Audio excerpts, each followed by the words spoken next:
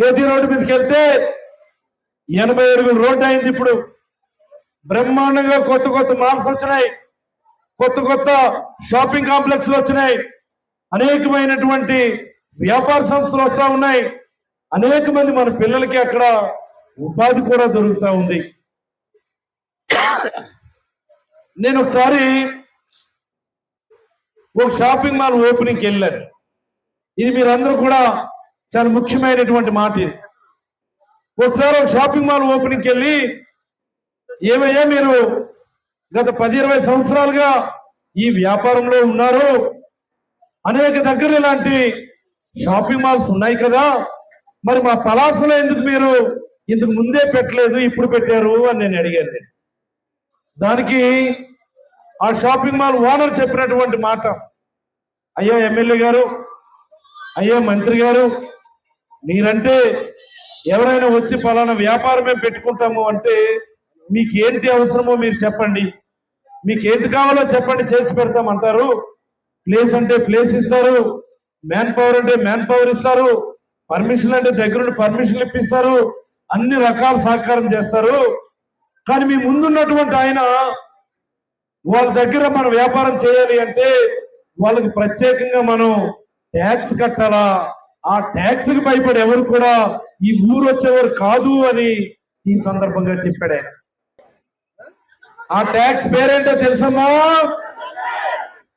GST. GST అంటే ఏంటో తెలుసా? గౌత్ సర్వీస్ ట్యాక్స్ అని. ఎవరు ఈ ఊరు వచ్చినా సరే, ఎవరు వచ్చి ఇక్కడ వ్యాపారం చేసినా సరే, ఆ గౌత్ కుటుంబంకి సర్వీస్ ట్యాక్స్ కట్టనిదే వాళ్ళు ఎవరిని కూడా ఇక్కడ వ్యాపారాలు చేయనిచ్చే పరిస్థితి లేదు అని ఈ సందర్భంగా మీకు అందరికీ తెలియజేస్తా ఉన్నాను నేను. మళ్ళీ ఇంకొక ఆయన అన్నాడు, గౌత్ సర్వీస్ ట్యాక్స్ అని అంటున్నారు, శివాజీ గారు అలాంటి పని చేయరు కదా అని ఒక ఆయన అన్నాడు. వెంటనే మళ్ళీ ఆయనే అన్నాడు, శివాజీ గారు కాదులేండి, ఆయన అల్లుడు ఉన్నాడు, ఆయన గిల్లుడు మామూలుగా ఉండదు, ఆ అల్లుడు గిల్లుడికి భయపడి ఎవరు కూడా పలాస వచ్చే పరిస్థితి లేదు అని చెప్పి భయపెట్టేవారట వాళ్ళు. కానీ ఈరోజు చూసుకోండి మీరు, మారిందా లేదా మన పలాస కాశీముఖ? మారిందా లేదా? మారిందా లేదా? మారిందా లేదా? అలాగనే మీకోసమని ఒక బ్రహ్మాండమైనటువంటి 200 పడకల సూపర్ స్పెషాలిటీ హాస్పిటల్ కట్టించి ప్రారంభించి మీకు కానుకగా ఇచ్చామని చెప్పి సందర్భంగా ప్రతి అక్కకి ప్రతి చెల్లెమ్మకి కూడా తెలియజేస్తా ఉన్నాను నేను. మరి అంతేకాదు, మున్సిపాలిటీలో ఉన్నటువంటి ప్రతి ఇంటికి కూడా కుళాయి ద్వారా మంచినీళ్ళు ఇవ్వాలని, కుళాయి ద్వారా శుద్ధి చేసినటువంటి మంచినీళ్ళు ఇవ్వాలని 110 కోట్ల రూపాయలతో మీకు వాటర్ ప్రాజెక్ట్ ఇచ్చాం. పనులు ముమ్మరంగా జరుగుతూ ఉన్నాయి. ఇప్పటికే అనేక వార్డుల పనులు జరిగాయి. ప్రతి వార్డు ప్రతి ఇంటికి కూడా శుద్ధి చేసినటువంటి మంచినీరు కుళాయి ద్వారా ఇప్పించే బాధ్యత మాది అని సందర్భంగా ప్రతి అక్కకి ప్రతి చెల్లెమ్మకి కూడా మనవి చేసుకుంటా ఉన్నాను నేను. ముందుకి వైసీపీ ప్రభుత్వమే వచ్చినట్టు అనిపిస్తుందండి. ఎలా చెప్పగలుగుతున్నారు? అతను చేసిన పనులు, ఈ సంక్షేమ పథకాలు అన్ని రావడం, ఇదంతా ద్వారా మళ్ళీ వైసీపీ గవర్నమెంట్ వస్తుందని అనుకుంటున్నాం. మీరు దివ్యాంగులుగా మీకు ఈ బండి ఎవరు ఇచ్చారు? ఏ ప్రభుత్వం ఇచ్చింది? ఈ గవర్నమెంట్ లోనే వచ్చిందండి, జగన్ గారి గవర్నమెంట్ లోనే వచ్చింది.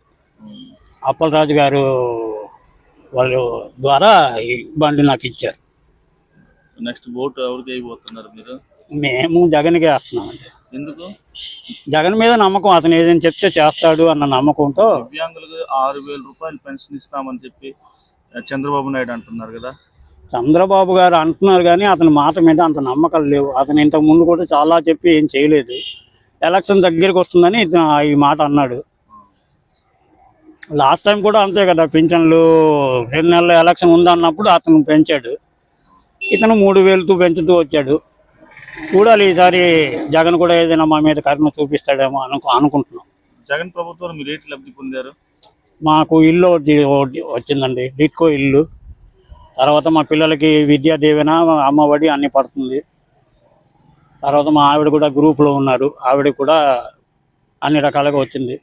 సుమారు ఎంత తక్కువ చూసినా 2 లక్షల వరకు మేము లాభం పొందాం జగన్ గవర్నమెంట్లో. అయితే రాబోయే ప్రభుత్వం ఏ ప్రభుత్వం వస్తే బాగుంటుంది అనుకుంటున్నారు? వైసీపీ గవర్నమెంట్ వస్తే బాగుంటుంది మా లాంటి మధ్య తరగతికి, మిడిల్ క్లాస్. మీరు ఏం చేస్తున్నారు? ఎక్కడ? మాది పాన్ షాప్ అండి, చిన్న పాన్ షాప్ వేసి ఉంటున్నాను.